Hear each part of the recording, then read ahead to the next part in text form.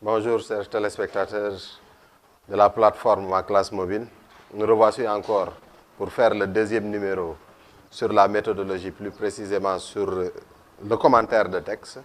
Parce que dans la première séance, nous avions fait la dissertation philosophique avec les 3 points essentiels. Une introduction qui comporte amener un sujet, poser le sujet, problématiser. Le développement qui est composé de la réponse aux questions posées dans la problématisation, et la conclusion qui est tout simplement un rappel des points essentiels du développement, la réponse à la question que constitue le sujet, une réponse claire et précise, et enfin l'ouverture, si possible, de la perspective. Aujourd'hui, nous sommes encore amenés à faire la méthodologie sur le commentaire de texte, n'est-ce pas? C'est très important parce que tout simplement, on a senti que l'épreuve de philosophie comporte beaucoup d'hécatombes dans les examens. Ceci est dû peut-être à un problème méthodologique. C'est la raison pour laquelle nous invitons tous les élèves à visiter ce site afin tout simplement d'améliorer les capacités intellectuelles, etc. et surtout la méthodologie. Donc, si on veut commencer cette partie qu'on appelle le commentaire, on sait que tout commentaire de texte se présente sous forme de texte. C'est un texte. On propose à l'élève un texte, n'est-ce pas? Et le plus souvent, on dit qu'en philosophie, les textes au bac ne dépassent pas 10 à 15 lignes maximum. C'est un petit texte de 10 à 15 lignes.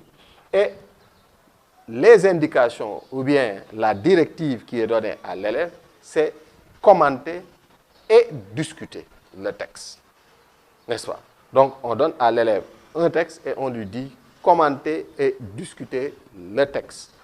Donc, pour que l'élève puisse aborder le texte convenablement, il lui faut d'abord, dans la première phase, ce qu'on appelle lire et relire attentivement le texte. Parce que quand on donne un texte à un élève de CM2, il peut lire le texte, n'est-ce pas? Mais quand on dit lire un texte, c'est lire entre les lignes. Et donc, il y a une manière de lire un texte. Lire un texte, c'est d'abord, n'est-ce pas? Je peux mettre ici, c'est d'abord recenser tous les points qui sont contenus dans le texte, les encadrer et les numéroter. N'est-ce pas? Recenser les points, recenser les connecteurs logiques, n'est-ce pas? Et commencer à se poser des questions sur ces phrases-là, n'est-ce pas? J'ai le nombre de points, ça me permet d'avoir le nombre de phrases contenues dans ce texte. Alors qu'on sait que tout texte est un ensemble de phrases cohérents où l'auteur est en train de mener un argumentaire, n'est-ce pas? Il est en train d'expliquer. Je dis le plus souvent, la meilleure manière pour expliquer, il n'y a que 2 façons. Ou bien, on donne une affirmation, ensuite on étaye cette affirmation par 2 ou 3 arguments. Ou bien, on donne 1, 2, 3 arguments et on donne notre affirmation. C'est pour dire quoi? C'est pour dire que dans un commentaire de texte, toutes les phrases sont importantes, mais l'élève doit accorder une importance capitale à la première phrase ou bien à la dernière phrase. Parce que le plus souvent, la thèse de l'auteur est contenue dans cette première phrase ou bien dans cette dernière phrase. Ce n'est pas une loi maintenant, mais il faut accorder une importance capitale à ces phrases-là. Donc, il faut recenser le nombre de phrases, n'est-ce pas? Il faut recenser les connecteurs logiques entre les phrases, parce que les phrases, n'est-ce pas, ne sont pas juste à poser sans lien. Il y a des liens, il faut chercher les connecteurs logiques. Et enfin, il faut revenir se poser 2 questions pour chaque phrase, n'est-ce pas? Et la question qu'on va se poser, c'est quel est le sens de la phrase et quelle est sa pertinence. C'est-à-dire, qu'est-ce que l'auteur veut dire dans la phrase et pourquoi il le dit, n'est-ce pas? Une fois que l'élève a lu le texte, n'est-ce pas, a encadré tous les points qui lui donnent le nombre de phrases, il a recensé tous les connecteurs logiques et pour chaque phrase, il a posé la question, qu'est-ce que l'auteur veut dire dans la phrase, c'est-à-dire quel est le sens de la phrase Et pourquoi l'auteur le dit, c'est-à-dire quelle est sa pertinence, l'élève commence à avoir une idée claire du texte. N'est-ce pas? Et c'est ça le travail à faire au préalable. Pour arriver à quoi? Pour arriver à ce schéma-là. N'est-ce pas? Dans ce schéma-là, nous allons voir, n'est-ce pas? L'élève doit savoir, quand on lui donne un texte, quel est le thème du texte, ou bien quels sont les thèmes du texte. C'est-à-dire, le texte parle de quoi d'une manière générale. Vous pouvez avoir un texte qui parle de la philosophie d'une manière générale, mais sur un aspect de la philosophie. Et donc, ça, c'est le thème. C'est un mot, c'est un concept. Ce n'est pas une phrase tirée du texte, mais c'est un concept. Ça peut être la philosophie, la science, l'art, la liberté, etc. Ou bien philosophie, science, philosophie, liberté, etc. Donc, ça, c'est le thème. Donc, après que l'élève ait recensé le thème de son texte, il passe à la deuxième phase, c'est-à-dire que tout texte que vous avez est une réponse. L'élève doit se dire dans sa tête, tout texte que nous avons est une réponse parce qu'il y a un auteur qui parle et il veut passer une information. On lui a posé une question. Il ne parle pas ex nihilo. Il ne parle pas dans le néant. C'est parce qu'il a une préoccupation de résoudre un problème. Et donc, le problème que l'auteur est en train de résoudre, le problème n'est pas clairement exprimé dans le texte. Au bac, vous n'avez pas un texte où on vous dit, voilà la question que l'auteur tente de répondre dans ce texte. On appelle ça, deuxièmement, la question en soubassement. La question en soubassement, c'est-à-dire à quelle question l'auteur tente-t-il de répondre? Parce que tout texte est une réponse à une question. Donc, cette question-là, elle est sous-entendue. N'est-ce pas? La question en soubassement. L'élève doit avoir le thème. Deuxièmement, il doit avoir la question en soubassement. Qu'est-ce qui a été posé à l'auteur? Qu'est-ce qui motive la réponse de l'auteur à travers ce texte-là? Troisièmement, maintenant, n'est-ce pas? L'élève doit donner ce qu'on appelle la thèse de l'auteur. Il doit trouver ce qu'on appelle la thèse de l'auteur. C'est-à-dire la position, l'idée générale qui est contenue dans ce texte, la position défendue par l'auteur dans ce texte. Et je rappelle une fois de plus, il faut faire la distinction entre le thème et la thèse. J'ai tantôt dit que le thème, c'est un concept ou bien deux concepts, alors que la thèse, c'est une affirmation. Et on ne peut pas se permettre, et on ne peut pas aussi permettre à l'élève, n'est-ce pas, de tirer une phrase dans le texte, n'est-ce pas, ou bien un mot du texte pour dire que voilà la thèse de l'auteur. Donc la thèse de l'auteur, c'est un paragraphe rédigé par l'élève.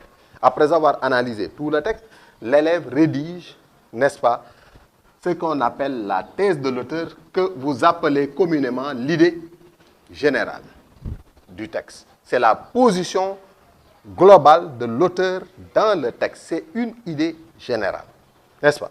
Et que pour que cette idée générale ait un sens, n'est-ce pas, comme je l'avais dit dans le schéma là, n'est-ce pas, il faut qu'il y ait ce qu'on appelle des idées secondaires. Et c'est la raison pour laquelle dans le 4, on va mettre ce qu'on appelle la structure logique du texte. Là aussi, ça pose des problèmes. Pourquoi ça pose des problèmes?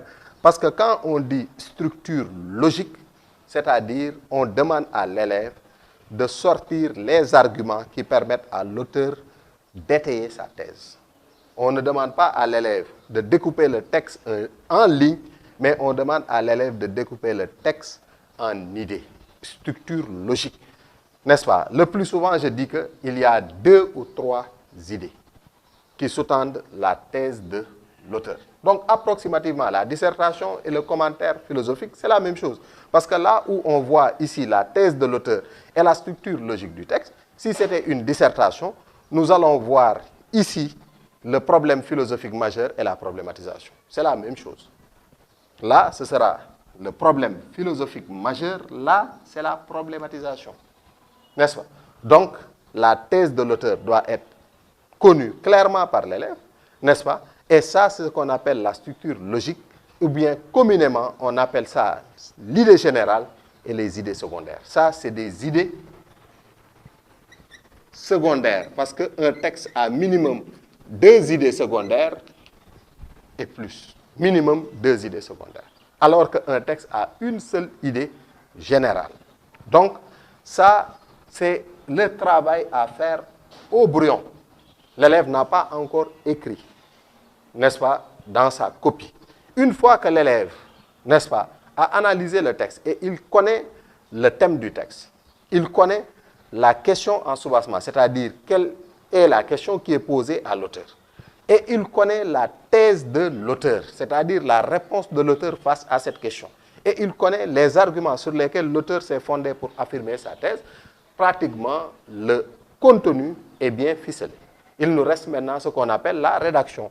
Encore une fois de plus, la rédaction obéit, n'est-ce pas, comme ce qu'on appelle en dissertation, toute rédaction d'un devoir obéit à 3 parties, ce qu'on appelle une introduction, n'est-ce pas, et l'introduction d'un commentaire de texte, n'est-ce pas, comporte des parties.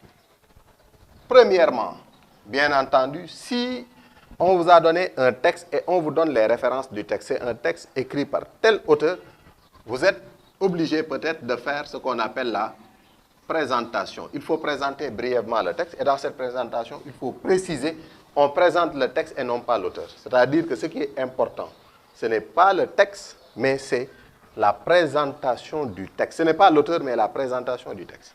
N'est-ce pas? Deuxième phase, après avoir présenté le texte, il faut donner ce qu'on appelle la thèse de l'auteur. Mais on ne peut pas venir d'un coup donner la thèse de l'auteur, donc il faut contextualiser. Comme pour parler en dissertation, il faut amener la thèse de l'auteur, contextualiser, avant de donner ce qu'on appelle la thèse de l'auteur.